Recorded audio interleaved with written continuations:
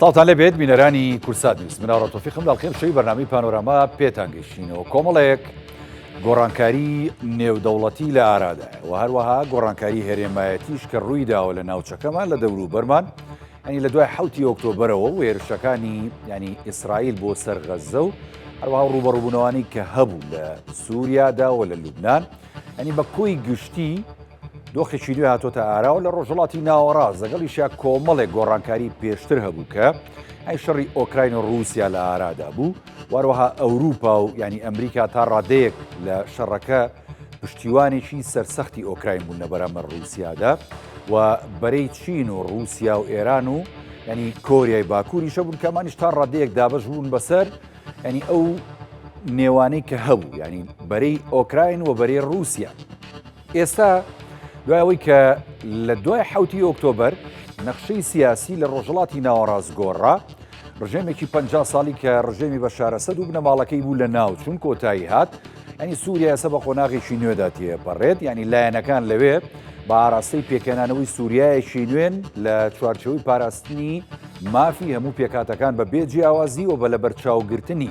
بەرژەوەندی باڵای هەرێمایەتی لە نێویاندا بەرژەوەندەکانی تورکیا، ئیسرائیل، وڵاتانی کەنداو بە تایبەتی سعودیە و هەروەها قەتەر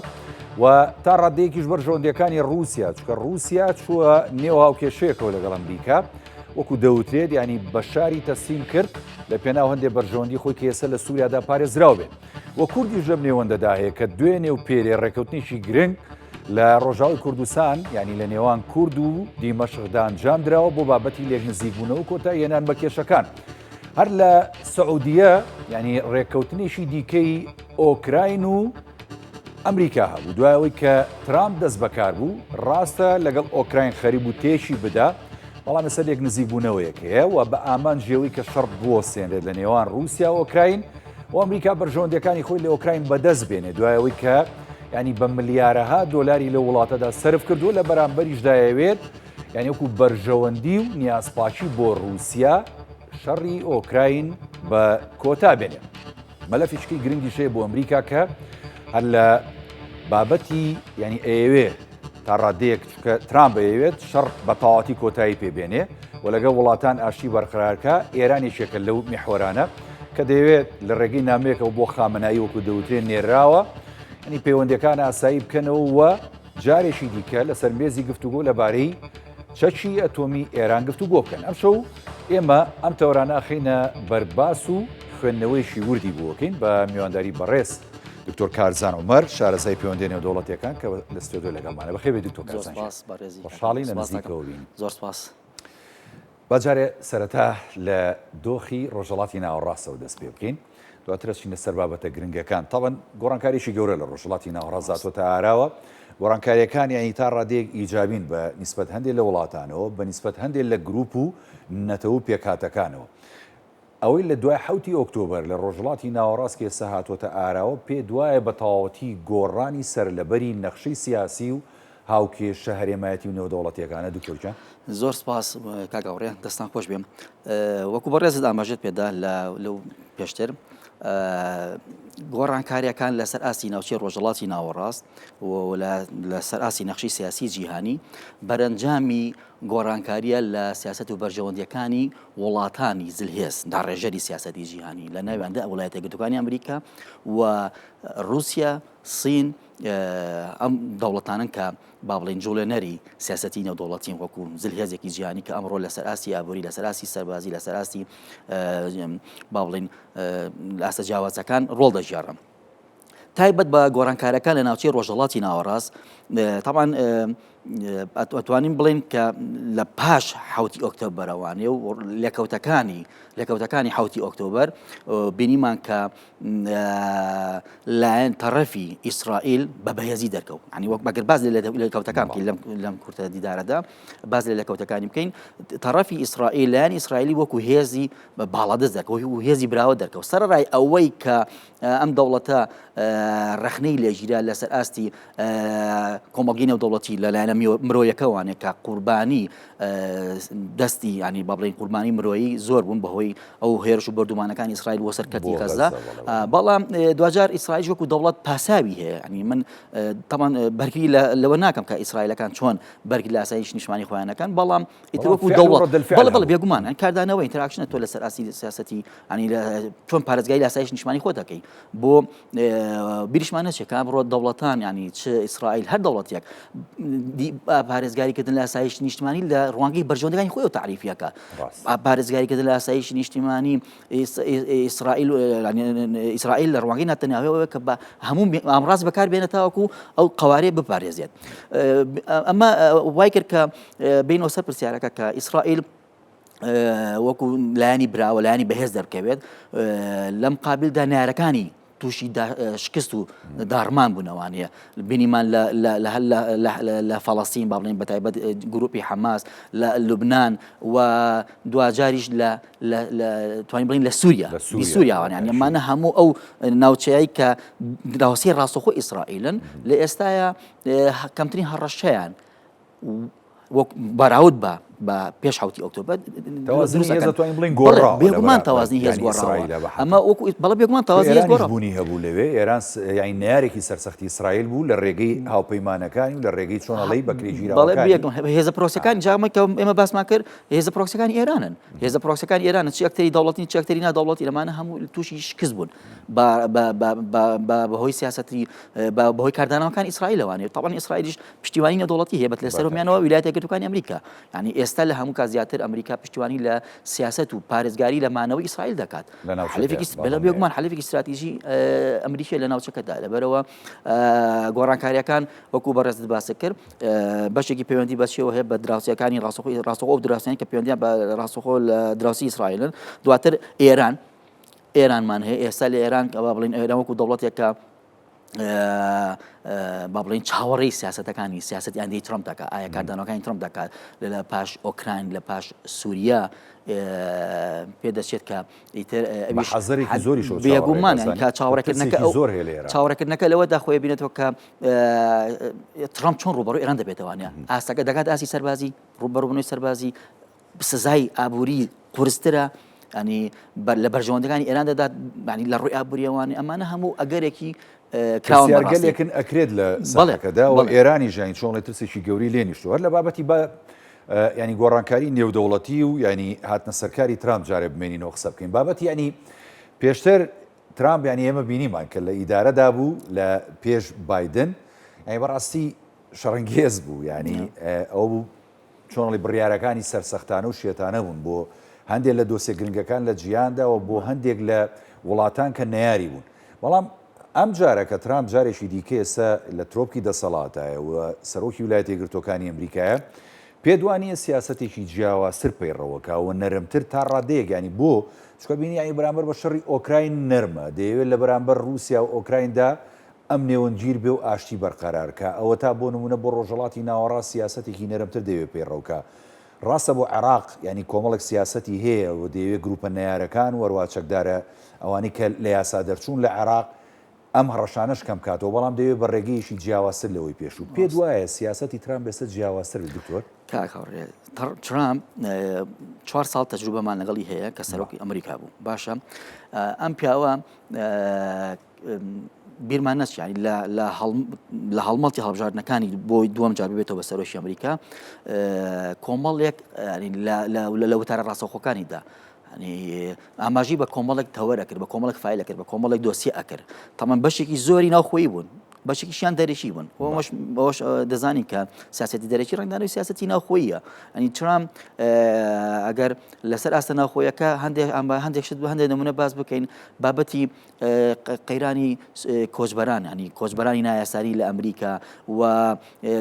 ڕێژی بێکاری و زۆربوونی با بڵێن ڕێژەی زۆربوونی ڕێژەی ڕووداوەکانی کوشتن و ئەم دزی و ئەم جۆرەشتانە کرایم وی کە پێوترێت ئەمانە کە بەرەنجامی ترامپ ناوی نابوو بەس بەرەنجامی سیاسەتی فاشلی ئیداری پێشوو ئیدارەکەی بایدن حتا ئێستاش ئەم پیاوە ڕەخنەری ئیداری پێشووی ئەمریکا ئەگرێت لە هەر عەجزێک لە هەر کەلەبەرێک کە ئەمریکا هەیەتی لە سەراسی سیاسەتی ناوخۆی و دواتر تەمان لە سەراسی سیاسەتی دەرەشی طبعا لەسەر ئاستا دەرەکیەکە ئەوەی کە بەڕێزت باست کرد ترامپ کۆمەڵێک لە لێدوانەکانی دەباسی لەچی دەکرد قەیرانی ئۆکرانیا ئێران باشە یعنی ئەوانش هەموو ئەوانش لە زەمنی بابەتەکانی تیرۆر و هەڕەشە لە بەرژەوەندی ڕاستەوخانی ئەمریکا و make American great again يعني هەموو ئەمان لە چوارچوەیەک نابوو یەک ئەو دەستەواژەیەدا ئەمریکا سەر لەنوێ بنا بکەین بەهێز بکەینەوەوانێ ئەمریکا چۆن بەهێز بکەینەوەوانێ ئەمریکا بەهێز بکەینەوە بۆی کە تەمان لە زاری ترامپەوانێت ترامپ پێیاوە کە دەبێت ئەم وڵاتە بە زمانی ژمارەکان هەموو شتەکان بگەڕێنەوە بۆ بەرژەوەندی ئەمریکا لە ڕووی ئابووریەوانێ بێگومان لە ڕووی ئابووریوانی بواری سەربازی بواری دەبلۆماسی ئەمانە هەموو مارکێتینی تەکنۆلۆژیان بێتەوە بوارە خزمەتی ئابووری ئەمریکا بکات تاوەکو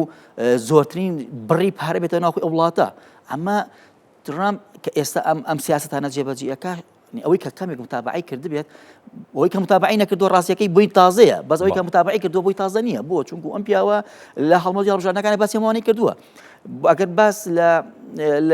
لە فایلەکانی بڵێن فایلی ئۆکرانی لە فایل ئۆکرانیدا ئەم پیاوە وتی من ڕێگەرا کردم لەوەی کە ڕێگە ئەگرم لە هەڵگرستانی جەنگی جیهانی سێم جەنگی جیهانی سێم لە نێوانی کێوکێدا ئەو پێوا بوو کە سیاسەتی بایدن هەڵەیە تاو هەڵەیە ینی هەڵەیە لە ڕووی ئەوەی کە ئەم ئیدارەیە بۆتە خزمەتکارێکی زێلەنسکی بوو بە کۆمیک ینی ئەم پیاوە بەردەوام لە لێدوانەکانی دوانیە واژوو بێ لە ڕووە بوو پاڵپشتێکەوە چکە بۆ ئەوتا لە ئەخیر چاو پێکەوت نانی ئەوتا چۆن مامەڵاکە لەگە زیلێنسکی لە باسی ئەوانە هەمووەکەین ویستم کەمێک ئەو مێژۆ باسکەم بۆی ینی ینی کە متابعا کات و زانیاری زۆر بەدەست نییە بەم شێوازەیە ئەم پیاوە ینی بە ترامپ لە فایلی ئۆکرانیدا وتی من حربی عالمی سێم کۆتایی پێدێنم چۆن تەمان فشارەکان زیاکەم فشارەکان بۆی کە قەتعی چیەکەم هەموو هاریکاریە سەرباسی لۆجیستی و هەواڵگریەکانی زیلنسکی یەکەم وە کردیشی ئەو ملیار دۆلارانەی کە تەرخان کراوە لەلایەن ئیدارەی پێشووی ئەمریکی و عفو کۆنگرێسەوانی ئەمانە هەموو ئەوەستێنم ئەمانەی کرد فشارێکی تاوازی خستە سەر زەلەنسکی فشارەکە چی لێکەوتەوانی ئەو سەردانی زەلەنسکی لێکەوتوانێ بۆ ئۆکرانیا بینیمان کە چی گوزەرە لە کۆشکی لە ئۆڤڵ ئۆفیس وانە لە کۆشکی بەڵێ ینی کە بوو بە حەدەسی ڕۆژ و چەند بەڕاستی بۆ هەندێک پێشبینی نەکراو بوو کە بەو شێوازە تەمان دوایتر ترامپ خۆی لە دوانیدا بەڵێ ترامپ خۆی لە دوانیدا مەبەستمان بوو کە ئێمە ئاوا بزانین کە لە پشت کامێرەوە چی دەگوزارێ لە سەردەمی بایدنیش ئەمە ڕێدا بوو علن کرد میدیاکانیان بانکردن ناوە پەخشیان کرد ینی بۆ هەموو دنیا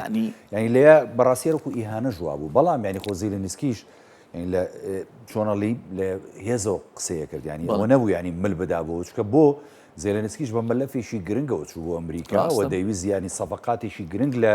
بواری سەرەواتە گرانبەهاکانی ئۆکراین لەگەڵ ئەمریکا ئیمزا بکە کە ئەمریکا پێویستی پێیەتی بە یەکێک کە ئەوەی بەڕست باسێکی کاگاوڕێکێکە لە بەندەکانی ڕێکوتنامەکەی ئەمڕۆی سعودیە ڕاست ئیمزاکراوەی ئەمڕۆ میدیا ئۆکرانیەکان میدیا رووسیەکان میدیا ئۆکرانیەکان و میدیا ئینگلیزیەکان ئەوەی متابعەم کرد تەشان کەسە زەرۆ بابەتە یەکێک لە بەندەکانی ڕێکەوتنە تەوانە ڕێکەوتنە بۆ هەیە دەستکاری بکرێت بۆ ینی لەوە ناچێت جێگیر بێت ئەوەی کە متابعەمان کردووە و هەڵ ڕەخنەگران قسەی لەسەرەکەن یەکی لە بەندەکانی ئەوەیە کە زێلێنسکی و ترامپ ڕێکەوتن لەسەر ئەوەی کە ئەگەر ئەوە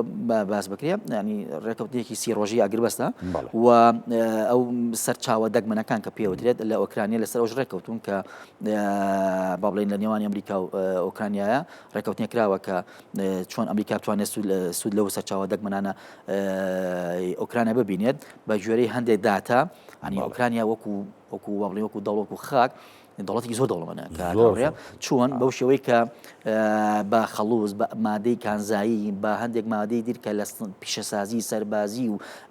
تەکنەلۆژیمانەیە بەکاردەهێنرێت فڕۆکەوانی ئەم شۆڕشتانە بەکارهێنرێت داتا باز لەواکە کە لە کۆی سی سەرچاوی کانزایی گرانبەها 22 لە ئۆکرانیایە لە ساڵ 5 هەموو جیهان لە ئۆکرانیا جا لە کوێشە بەڵێ بێگومان بەس ئەمە هەموو ئێستا لەژێر دەستی زەلەنسکی دانیە کێشەکە ئەمە طبعا بەڵێ رووسیا بێگومان کاکاوڕ ینی ئێستا قسە لەسەر وا کرێ چاودێران توێژەران ناوەندەکانی بیرکردنەوە ئەمڕۆ باسییان لەوە کردم چەند ساعتی ڕابردووە کە تۆپەکە لە صاحب رووسایە پوتینایە بەجددی ینی ئەمڕۆ وایان کرد ئەم دانیشتنی کە ئەمڕۆ کرا لە سعودیە ئەم دانیشتنی کە ئەمڕۆ کرا لە سعودیە لە نێوان ئەمریکەکانی ئۆکرانیەکاندا لەسەر کۆمەڵێک 5 خاڵێکە ڕێکەوتون وەکو ئاماژەمان پێدا کە ئاگر بەسێک ڕابگەێنرێت و ئەو ڕێکەوتنامەی ئەنجام بدرێت و ئەمریکا ئەم خاڵە گرنگە ئەمریکا سەر لە نوێ تەمان ترامپ بڕیاری وەستاندنی هاریکاری ئەمنی سەربازی ئۆکرانی دەکرد وەستانی سەدەسی لەم ڕێکەوتنامەی دەستی پێکردێتەوە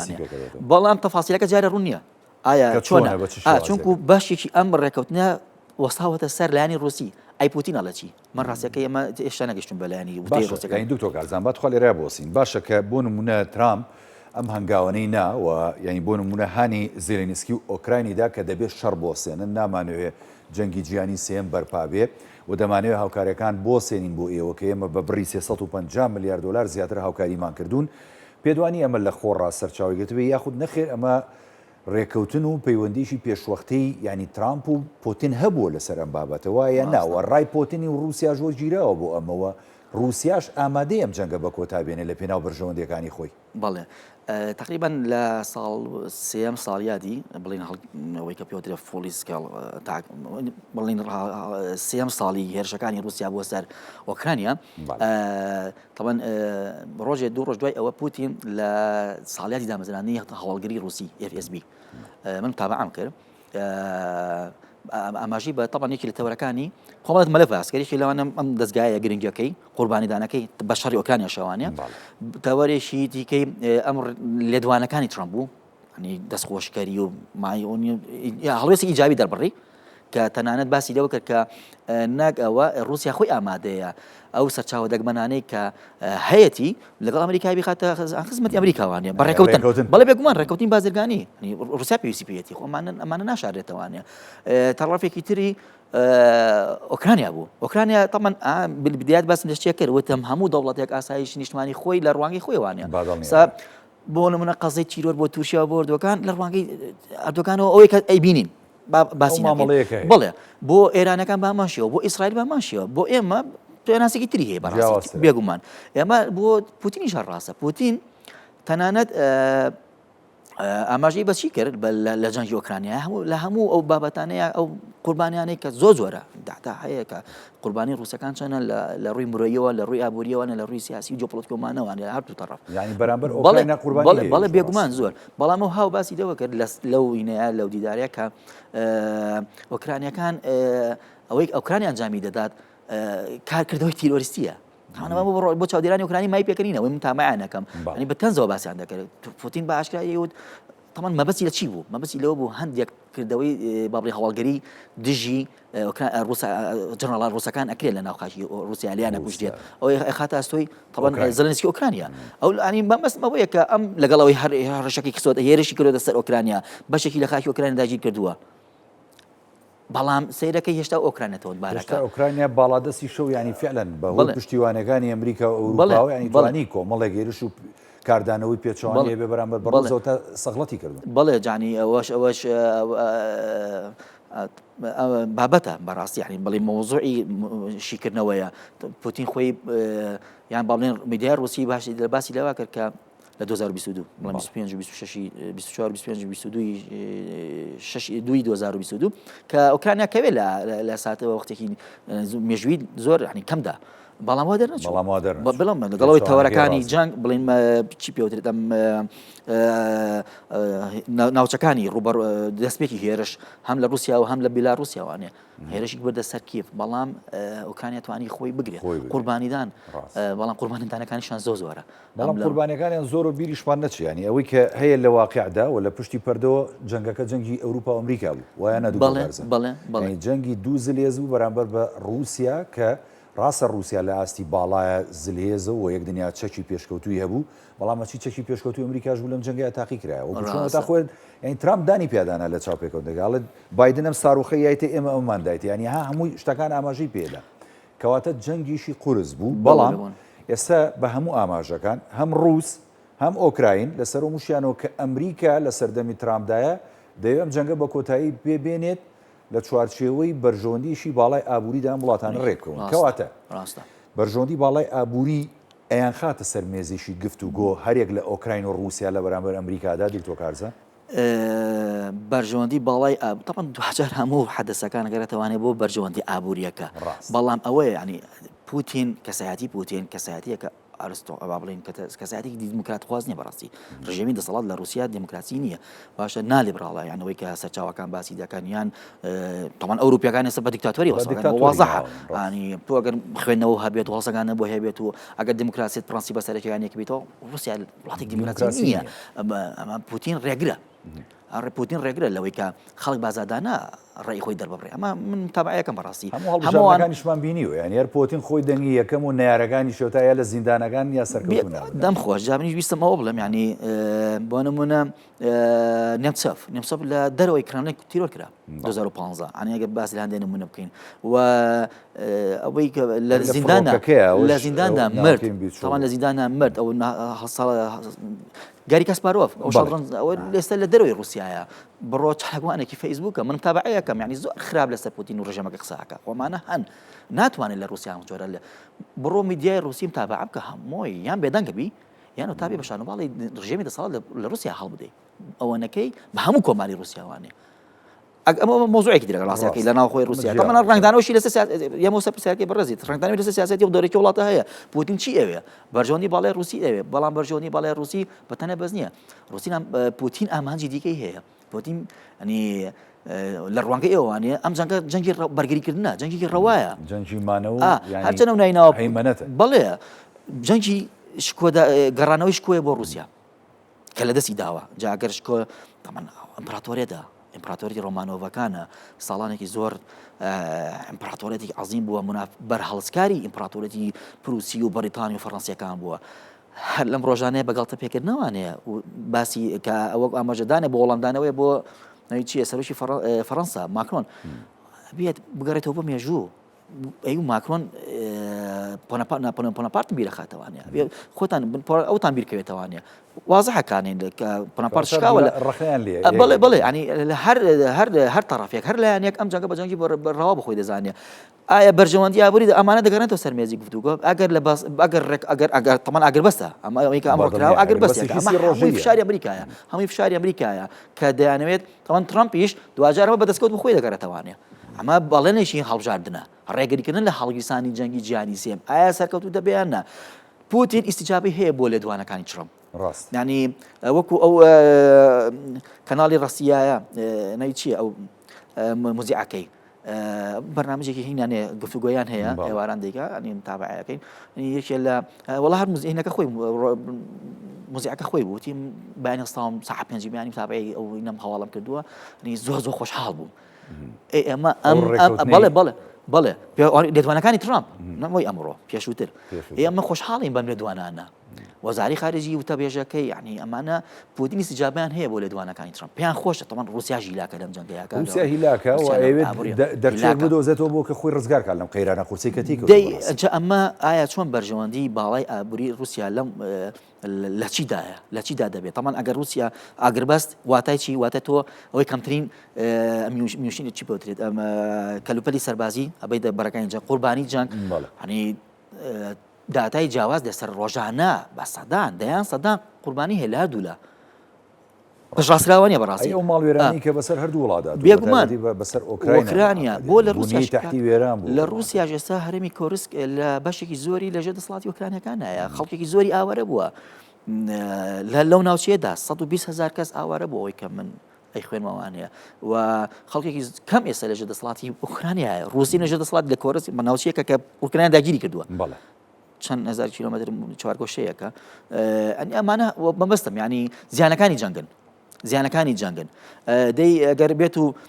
ئەم جەنگە بەرەو کۆتایی بوون بڕوات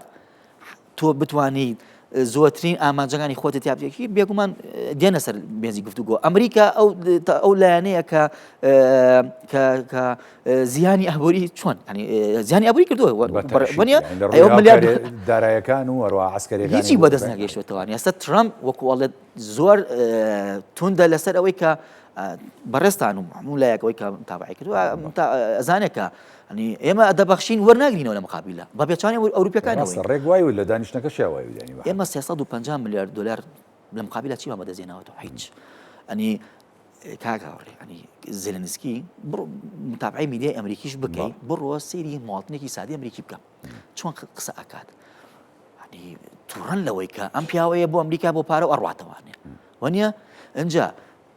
تاکسپێر کێ ئەو مواڵنێکی سادی ئەمریکیە مواڵنێکی سادی ئەمریکیە ئیشێکی زۆرەکە هیچێکی زۆرەکە بۆ بژێوی ژیانی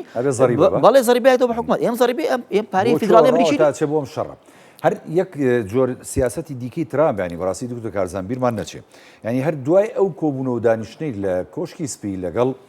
زیلێنسکی چەند ڕۆژێک دوای ئەوە سیرێکرد لەگەڵ ینی ئۆپۆسیۆنی ئۆکراینی کۆ بێتەوە ینی بەشێک لە ینی ئیدارەی ئەمریکا و ئیدارەی ترامپ ینی دانیشتنیشی زۆر گرنگجانە بوو لەگەڵ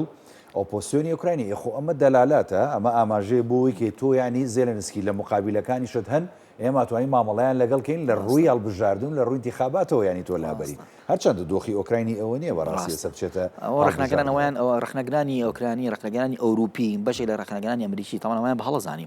ینی ئەڵمانەکان بۆ نمونەوەی معلوماتم هەبێ ینی ئەوترا کە بۆ نمونە لە ئەڵمانیایە ئەڵێ بە بجۆرەی مادەی دەستوری ئەو دەوڵەتە مادە 115 لە کاتی جەنگە شتێک نیە بنەی هەڵبژاردنەوەیە ڕەوایان پیاوە ڕەوایەتی جەنگی هەیە ینی لا جەنگایە 3 ساڵە لە جەنگێکی ڕاستەوخۆوایە پێشتر لە قەیرانێکە تۆ ئەمە لە ئێستای تۆمەتبارەکەی بۆی کە دیکتاتۆرە ئەمە بۆ وەکو وتم ینی بۆ ڕخنەگران پاساو نییە لێسایە جا دیکتاتۆرە بەرامبەر بە کێ ئەوە پرسیارەکەیە ترامپ ئەم هەموو ئیجابێت چێ بەرامبەر بە پوتین هەیەی کاگاوڕێ ئەوە تەمان وەڵامی ئەومان پێ چۆن تەمان وەڵامی ئەمە من بە دوای ئەوەیە چوون هەندێک هەواڵگەری کۆنە هەواڵگەری KGB ڕووسی هەن ئێستا لە ئەمریکا شەژین باش نییە ئەمانە ئەوەی ناوەکانیانم لە یاد بێت ئەو لە کالۆجین یەکێک لەوانە مقابلێک کراون ئەمە لە دوو شوێنی ژەمە ئاماژە پێە بەس بەڕاستی جێی سەرنجە باز ناکرێت ئەوترێت کە ترامپ بۆ ئەوەندە ئیعجابی پوتینە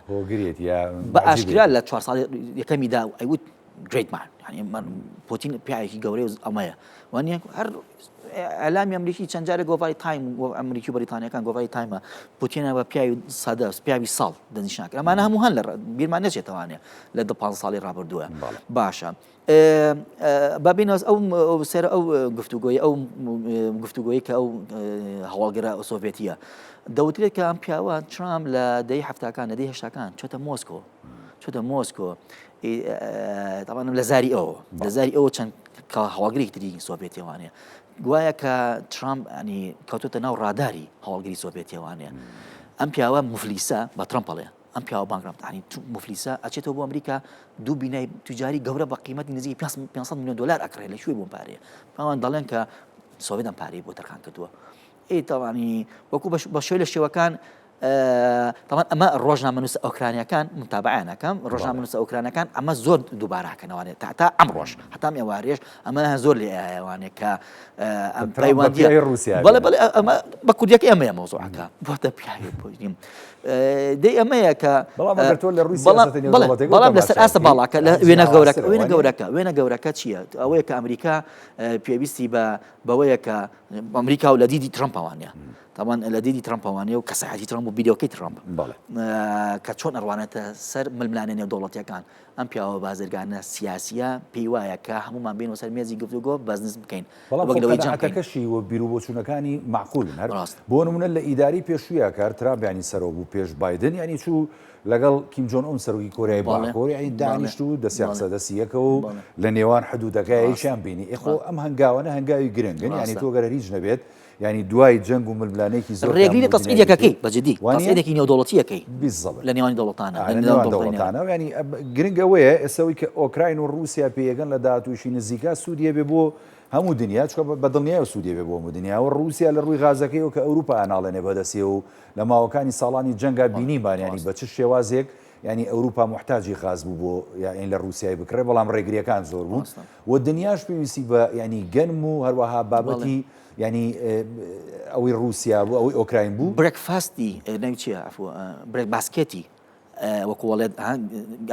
نان ئامادەکەری ئەوروپیەکان ئۆکرانیاش لە چی مهینەکە گەورێ لە هەرێمی خێرسۆن کە لەژێر دەسەڵاتی رووسیا لەگەڵ زاپۆرۆژیە ئەمانە هەموو شەرقی جنوبی شەرقی رووسی لەسەر دەسەڵاتی پوتینان رووسیادا ئەمانە وەکو ناوچەی کە ناڵێن ئۆکرانیا بەگەنم دەوڵەمەندە ئەو ناوچانەیە ئەمە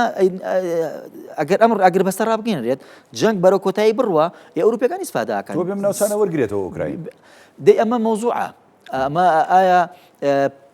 هێشتا لە دوانی پوتین و ڕووسەکان نازانێت سەبارەت بەست و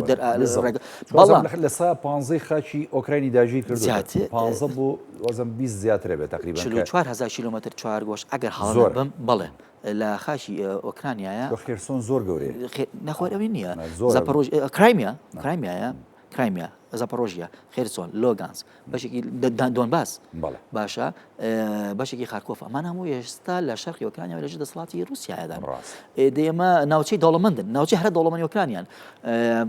ئۆکرانیا بەچی دەوڵەمەندە سەرچاوە سروشتەکانی ئەنیەوەی کە ئەوترێت وەکوڵێ خەڵوز ئاسن باشە لیتیۆم تایتانیۆم ئەمانە ماوەی کانزایی هینن ینی گرانبەها و ئەمانن کە گرنگن غازی سروشتی هەیە خەڵوزی هەیە ئەمانەی هەموو هەیە اینجا لە ڕووی زراعەوە گەنمەکەی ڕێر ئەی جۆپۆلۆتیک و خاکی ئەم دەوڵەتە کە بۆری هەناردی بۆری با بڵێن نەوت و غازی رووسی ئەڕوا بۆ ئەوروپا ئەمانە هەموو گرنگی خاکی ئۆکرانیا پیشانن جان کۆتایی پێبێ یعنی ئەمانە هەموو گەڕێتەوە حاڵەتی ئاسایی بەڵام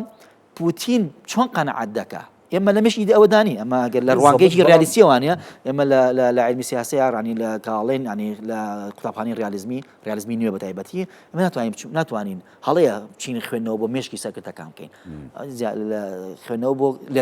لەکەوتی بڕیارەکانیان بکەین بەڵام خۆ دوجاریانی دوکتۆر کارزان بیرمان نەچێ ینی ئەم ڕێکەوتنەوەکو چۆنەڵێ ئەگەر کۆتابێ ئەم جەنگە ئەوە تا هەم ئۆکراین هەم ئەوروپا هەم ینی ئەمریکاش سوودەبینێت لە بابەتە بازرگانی و هەروە خۆراک و ئەو ماوەدانە ماوەدە گرانبایانی کە هەیە لە ئۆکراین رووسیاش خۆ بۆ خۆی ینی جارێکی دیکە بژانەوەیشی ئابووری گرنگ بەخۆیەوە بینێتەوە هەری جەبێ بۆ چەند ساڵێک ینی یێتەوە سەر ڕیتمەکەی پێشووی کە پێشکەوتن و گەشەکردنیشی باشە بوو لە رووسیا لە 2 ساڵدا ئەوترێت ئەڵێت ئەمە داتایە مەشیکردنەوە نییە داتایە من خوێنمەتەوە لە 2022 باشە هەتاوەکو 2024 و بڵام 25 سەرەتا زیانە ئابوووریەکان کۆی تکرای بەرهەمی ناوخۆی رووسی لە پاشەکشەدایە باشە بە سەدا 2 ئەوەندا باش دوای ئەوە دەوترێت 78 میلیارد دلار بەس زیانی وەستاندنی هەناردەی غاز و نەوتی رووسیا بۆ ئەوروپا 78 میلیارد دلار زۆر زۆرە ئەمە وەکو ژمارە اینجا دەی ئەمانە هەموو بینم ناچێ عملەی وڵاتە مقارنتان بە پێش ساڵی 2022 بڵین دراوی ڕۆبلی رووسی باقی لە دەستداوە دڵی لە ساڵ هەشبای لە دەستداوە ئەدەی تۆ ئەمانە ئەگەر بێت و جەنگ کۆتایی پێت جەنگ بەرەو کۆتایی بڕوات ئەمانە بگەڕێتەوە حاڵەتی ئاسایی خۆی بۆ رووسیا قازانجا بۆ ئەمریکا قازانجا بۆ ئەوروپیەکان قازانجا ینی من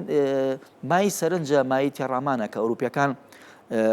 طبعا دابەژبوونێکی چاکە هەیە لە ناوی یەکێتی ئەوروپا دەوڵەتانی ئەوروپی ئەوانیش ئەگەر قسەیان لەسەر بکەین و حەسەب متابعەکردن و معلومات ینی دووبارە هەیە بەرەیەکیان پێیان وایە کە نابێ ئەمە ئەگەر بەست لەگەڵ پوتینە بکەین لەم قۆناغی ئێسادا بەم شێوازە بەرێ بریتانیا و بەریتانیایە سەرۆکایەتی بەڵێ بەریتانیایە هەرچەندە بریتانیا خۆی لە یەکێتی ئەوروپا چۆتە دەرەوە دەیەوێت زیانێک بدا لە یەکێتی ئەوروپا هەر بەریتانیا فنلەندایە پێم سەیرە فنلەندا 400 ئەوەندە کیلۆمەتر دراوسێ رووسیایە ئەنی پێیان دانیمارک ئەمانە هەموو سەرۆکەکانیان سەرۆک وەزیرانەکانیان ئەنی لێدوانیان توندا هێشتا لەسەر پێیان وایە کە ئەگەر بەست پوتین وا دەکات بەڵێ بەهێز دەکاتەوە ماوەیەک تۆ هێزەکە دەوەسێنی سەر بنیادی خۆت بیناکەیتەوانێ گەشەی ئابووری دەکەیتەوانێ هێزی خۆتی پێ بیناکەیتەوانێ یەڵڵا پەلامبارەی تەوانێ ئەم جارە بۆ بەحری بەڵتیق بۆ فنلەندا بۆ وەستوی چونمان هێستا دەوڵەتی ناتۆن دێ ئەمانە جایەتی چی دەکەن دژایەتی ئەوە دەکەن کە بڵێ بەڵام لەم قابلدا تەڕەفێکی ترمان هەیە کە پێیان وایە کە ئەم جەنگە سوودەکەی زیاترە بەرژەوەندەکانیان زیاترە بەرژەوەندیابوووریەکانیان زیاترە وەک لەوەی بەڵام 2000 پێدوانی ینی ئەمریکا دەیەوێت ئەو جەنگە بە کۆتا بێنێەوە ئەوە تا دەیەوێت ئاشتیشی تەواو لە هەموو دنیادا بەرقەرارکە و منزمنیها ئەوە تا ئێوە لەگەڵ ئێرانی شایانی بە حەقەت گفتوگو دانوسام کات لەسەر بابەتی چەکی ئەتۆمی ئەو وڵاتە و ناوێت ینی ئێرانیش بێتە خاوەنی چەکی ئەتۆم چۆ تا بە حەقەت سزاکانی ڕۆژ بە ڕۆژ لەسەر زیاکە و وەسعی تمە نەبووشی وەسعی ئابووری ئێرانی داتەپانوە پێدوانی ئەم بابەتانەیە لە سەردەمی ترامپ بە هەر هیچ نەبێ ئەم 4 ساڵێکی ئارامە بێ بۆ هەموو دنیا دکتۆر کارزان 4 ساڵی ئارام لە سەردەمی دەسەڵاتداری دۆناڵد ترامپە ڕاستیەکەی قەیرانە جیهانیەکان ینی قەیرانی ئۆکرانیا قەیرانی سووریا قەیرانی ئێرانە قەیرانی فەڵەستینەمان هەموو جارێ حەل نەبوون هەرێکەیان کارکتەری خۆی هەیە هەرێکەیان هەنی گۆڕاوەنا خۆی دورێکەکان حکومەیە سەرکردەکان بوونی سەرکردە کەسایەتیەکانیان دوجار بەرژەوەندیەکان لێکە درێتەوانیان ئەنی لە بابەتی ئێران لە ئێمە دەوترێت ینی لە ڕۆ تیۆریەکەیەوە کاکەوە لە تیۆریەکەیوانە تیۆری کۆنستراکتیڤیزم باز بکەین لە علمی سیاسەیە بۆ نمونەڵێ بوونی چەکی ئەتۆمی لە ڕووی فیزیکیەوانێ یەک چەشی ئەتۆمی ئەگەر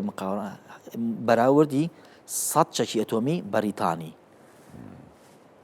یەکسانم بە یەک بڵێن شتێک بەشەوە ڕژمارەکە شەوە بە شێوازێکی ترە لە سەرچاوەکاندا لە سەرچاوەکاندا بەڵاگەر ئێمە وای لێ بکەین یەک بە سەدا بۆنە 100 چەکی ئەتۆمی بەریتانی یەکسانە بە یەک چەکی ئەتۆمی بۆ نسبەت ئەمریکاوانێ بە نسبەت ئاسایشی نەتەوەی ئەمریکیوانێ بۆ چونکە ئەمریکا و بەریتانە دوو حەلیفی استراتیژی بەهایان هاوبەشە مێژویان هاوبەشە وەنیە حەلیف استراتیژین بەڵام ئەمریکا و ئێران نارن بۆیە ترامپ هەموو هەوڵ و هێز و توانە و لێ هاتووی خۆی ئەخاتە گەرتاوەکو ڕێ لەوەی بگرێت ئێران ببێتە خاوەن چەشی ئەتۆمی بۆ چونکو هەم بەرژەوەندەکانی خۆی لە شەرقی ئەوسەد لە ڕۆژهەڵاتی ناوەڕاست لە بەحری خلیجی فارسی خلیجی عەرەبیە لەوێ هاوپەیمان و استراتیژیەکانی ئیسرائیل ئەمانەکەیتە بەر هەڕەشەوانێ بۆیە بۆ ترامپ گرنگە بۆ ئەمریکا گرنگە کە ڕێگا لە وە بگرێ ئێران بگا بەوەی کە چەشی ئەتۆمی بەدەست بهێنێت چۆن ڕێگری دەکات هەوڵی هەیە هەوڵەکە بینیمان لە هەفتەی ڕابردوو ئەگەر هەڵە نەبین نامەیەک پامێکی نادۆ بۆ ڕابەرانی باڵای ئیسلامی ئێرانی ئێلانش وەڵامی هەیە گوایە لە ڕێی وڵاتێکی عەرەبیەوانەیە چاوەڕێی وەڵامە دەکەین بابزانی ئێرانەکان چۆن وەزعی ناوخۆی ئێرانیش بەگەر تۆ هەڵسەنگانێکی وە بکەی وەنیە بەڕاستی ڕەوشی باش نییە بۆیە لە ساڵ لە بەرژەوەندی ئێرانیشە کە بێتە سەر مێسی دانوستان و ئیتر ئەمەش میزی دانوستانە تۆ مێزی دانوستان و تۆ دەرە بەخشی و وەرەگری ینی تۆ تەمان حەسەب تۆ توانێکە هەتا ئیتر خۆ لە سیاسەتی نەدەوڵەتیدا نانی وەکو پەندەکاڵێ مایند میکس رایت ینی طبعا یان ڕۆڵ ئۆڕۆڵ ینی هێز ئیتر هێز بەڵێ تەرەفی لە بەهێز هەمیشە ڕاستە تەرەفی بەهێز هەمیشە ڕاستە یان ئەو حکومەیە ئیتر طبعا ئەمە بۆ قەیرانی ئوکرانیش ماشیەوەیە دەبینی کە پوتین پێش ئەم گۆڕانکارانەی کە ڕوویدا ئامادە نەبوو زلنسکی ببینێ لێدوانی خۆی ئەو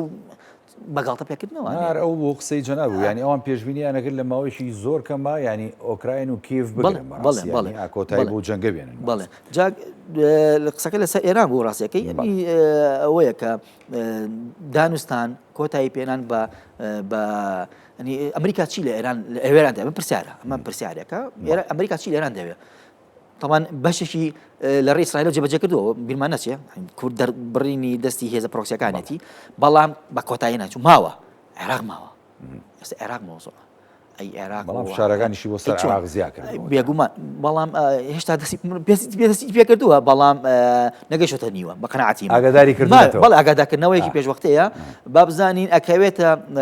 دوای ئۆکرانیاوە کەوێتە پێش ئێرانەوە یان دوای طبعا پێش ئێرانە ینی سووریامان هەیە عێراقمان هەم دوو دەوڵەتە وەجارە سووریا صاف کردووە تا ڕادەیە خەریکە سووریا پێکهاتن لە نێوان پێکهاتەکانە تاقیکردنەوەیە سووریا زۆر هەستیارە وەزعی تاقیکردنەوە ینی بۆی هەیە دکتۆر کارزان عومەر شارەزای پەیوەندی نێودەوڵەتیەکان زۆر سوپاس دەکەم کە لە بەرنامەی پانۆراما لەگەڵمان بوویت بەڵێ بینەرانی بەڕێز ئەڵقێم شەوی پانۆراماتان پێشکەش کرا ئێوە ساغ و تەندروست باش بوو خواتان لەگەڵ